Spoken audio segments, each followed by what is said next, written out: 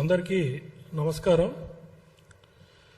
మొన్న అర్చక వ్యవస్థ మీద, సనాతన ధర్మం మీద, హిందూ ధర్మం మీద కృష్ణమాదిగ గారు చేసిన వ్యాఖ్యల్ని యావత్ బ్రాహ్మణ సమాజం తీవ్రంగా ఖండిస్తూ, వారికి అవగాహన లేని విషయాలు కొన్ని వారికి మీడియా సమావేశం ద్వారా చెప్పదలుచుకున్నాం. వారు త్రేతాయుగం నాటి చర్చ తీసుకురావటం జరిగింది. రాముడు రావణాసురుడితో యుద్ధం చేసినప్పుడు వానరులు సాయం చేశారు, వానరులు అడవిలో ఉంటారు కాబట్టి వారు ఆదివాసులని. అసలు త్రేతాయుగంలో కుల వ్యవస్థ అనేదే లేదు. ఇది వారు తెలుసుకోవాల్సిన ఆవశ్యకత ఎంతో ఉంది. అదేవిధంగా జామవంతుడు కుమార్తెని కృష్ణుడు చేసుకున్నాడు కాబట్టి పెళ్లి, కృష్ణుడు మా బావగారు అవుతారన్నాడు. కృష్ణుడు ఒకటే మాట అన్నాడు, దేవతలు మంత్రం ఆధీనంలో ఉంటుంది, మంత్రం బ్రాహ్మణ ఆధీనంలో ఉంటుంది అని చెప్పి బ్రాహ్మణ కాళ్ళు గడిగి నీళ్లు చల్లుకున్న వ్యక్తి శ్రీకృష్ణుడు. అటువంటి గౌరవం దేవతలు బ్రాహ్మణులకు ఇచ్చారు. ఇది కూడా మీరు తెలుసుకోవాల్సిన అవసరం ఉంది. ఇంకొక విషయం, ముఖ్య విషయం నాకు అర్థం కానిది ఏంటంటే, చాలా వివక్షకి గురైన మాదిగ సామాజిక వర్గాల్లో మీరు ఎంఆర్పిఎస్ ద్వారా పోరాటం చేసి మాదిగల గురించి మీ జీవితం అంతా ఉద్యమాలు చేసి, మీ ఉద్యమంలో మీరు చేసే ఉద్యమాల్లో మీరు మా దగ్గరకు వచ్చి మేము మీకు ఆర్థిక సహాయం చేసిన విషయం మర్చిపోయారా అనేది ఒకసారి మిమ్మల్ని మీకు గుర్తు చేస్తున్నాను. అదేవిధంగా మొన్న 1,00,000 డప్పులను పెట్టారు మీరు ఒక ప్రోగ్రాము. దానికి కూడా డప్పులు తీసుకొచ్చి ఇదే ప్రెస్ క్లబ్లో ఇచ్చింది కూడా మా బ్రాహ్మణ ప్రముఖులే మీకు.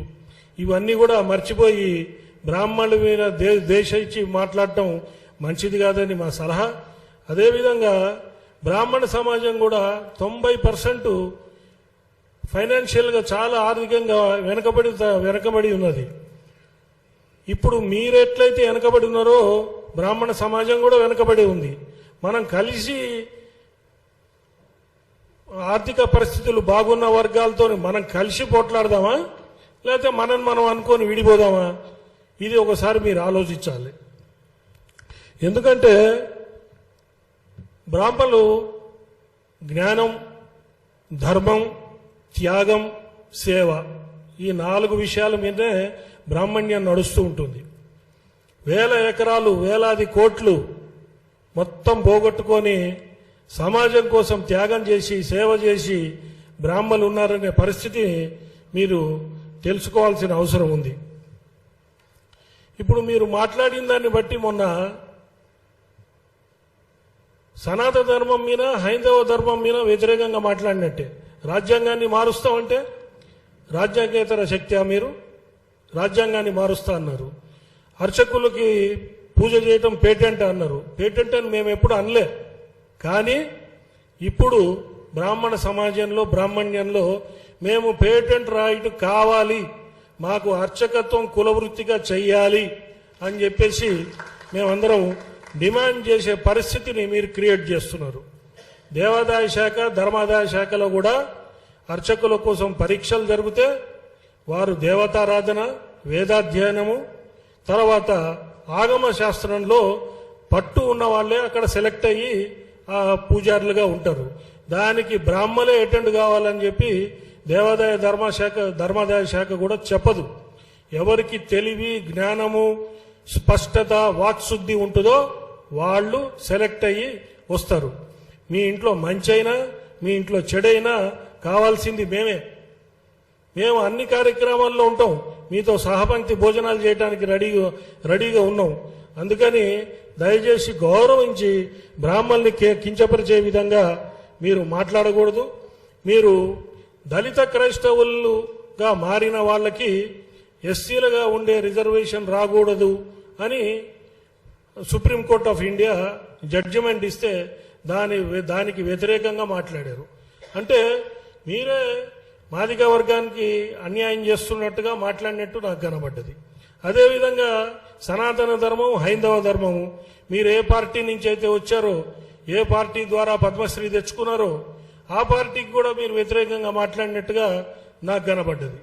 అదేవిధంగా దళిత క్రైస్తవులు వాళ్ళు ఎస్సీల రిజర్వేషన్లు తీసుకుంటున్నారు, సి కింద వస్తారు, బీసీ రిజర్వేషన్లు తీసుకుంటున్నారు. మరి వారు మైనారిటీలుగా ఉండి ఆ రిజర్వేషన్లు కూడా తీసుకుంటున్నారు. అంటే మీరు మీ కుల ద్రోహం చేస్తున్నారు, పార్టీకి ద్రోహం చేస్తున్నారు, అట్లనే బీసీలకు కూడా ద్రోహం చేస్తున్నారు. ఇవి కొంచెం అవగాహన పెట్టుకొని మీరు మాట్లాడితే బాగుంటుంది. అదేవిధంగా ధూపదీప నైవేద్యం స్కీమ్ ఉంది అర్చక వ్యవస్థలో. దాంట్లో మీరు చూస్తే దాదాపుగా 26 కులాలు, ఎస్సీలు, ఎస్టీలు, బీసీలు 26 కులాలు దాంట్లో గ్రామ దేవతల పూజలు అవన్నీ చేస్తున్నారు. మీరు అర్చకులు పేటెంట్ రైటు, బ్రాహ్మణులకే పేటెంట్ రైట్ అంటే మరి ఈ విషయం మీకు తెలియదా? లేదా తెలిసే కావాలని మాట్లాడుతున్నారా? దీని వెనక ఏదైనా కుట్ర దాగి ఉందా? ఇవన్నీ కూడా ఆలోచించాల్సిన పరిస్థితి ఈరోజు ఉంది. అదేవిధంగా ఇంతకుముందు ఒక సినిమా యాక్టరు బ్రాహ్మణుల గురించి ఇట్లనే మాట్లాడి ఆయన కూడా పద్మశ్రీ అవార్డు, చివరికి ఆయన పద్మశ్రీ అవార్డు పోయే పరిస్థితి అయ్యి చివరికి క్షమాపణ చెప్పి చంపలేసుకొని వెనక్కిపోయిన పరిస్థితి మీరు అందరు చూశారు. ఆ పరిస్థితి మీకు రావాలని మేము కోరుకోవట్లేదు. ఇప్పటిదాకా మీరు మాకు సహకారం అందించారు, అట్లనే ఉండాలనేది మా ఆకాంక్ష. అదేవిధంగా మీరు పద్మశ్రీ అవార్డుగా మీరు ఉన్నప్పుడు రాజ్యాంగ వ్యతిరేకంగా మాట్లాడడం తగదు. అదేవిధంగా మీరు ఏదైతే వ్యాఖ్యలు చేశారో ఆ వ్యాఖ్యల్ని దయచేసి పెద్ద మనసుతోని అవగాహన తెచ్చుకొని విషయాలన్నీ ఈ ప్రెస్ మీట్ ద్వారా మీరు ఆ వ్యాఖ్యలు వెనక్కి తీసుకుంటారని చెప్పి మేము ఆశిస్తున్నాం. 2-3 రోజుల్లో వెనక్కి తీసుకుంటే గౌరవించి ఇక్కడ వచ్చిన బ్రాహ్మణ పెద్దలందరూ కూడా వచ్చి మీ దగ్గరకు వచ్చి మిమ్మల్ని సన్మానించుకుంటాం.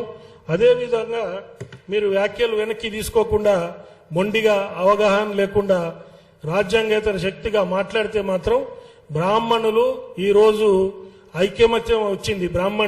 బ్రాహ్మణ సంఘాలన్నీ కలిసి ఈ భాషను ఒక వ్యవస్థను పెట్టుకున్నాయి. ఇప్పుడు బ్రాహ్మణులు తిరుగుబాటు చేసే స్టేజ్కి వచ్చారు. దయచేసి నిరసన కార్యక్రమాలు ప్రజాస్వామ్యయుతంగా మేము చేయటానికి రెడీగా ఉన్నాం. ఒకవేళ మీరు వ్యాఖ్యలు వెనక్కి తీసుకోకపోతే బ్రాహ్మణులు లోకా సమస్త సుఖినో భవంతు, మీరు 100 బతకండి, సంతోషంగా ఉండండి, దీవించే బ్రాహ్మణ్యంలో ఒక మూలన పరశురాముడి అంశ కూడా ఉంటుంది.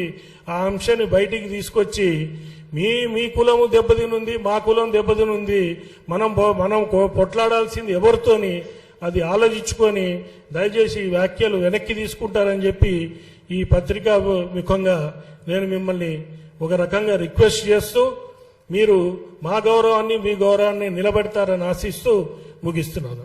జై హింద్.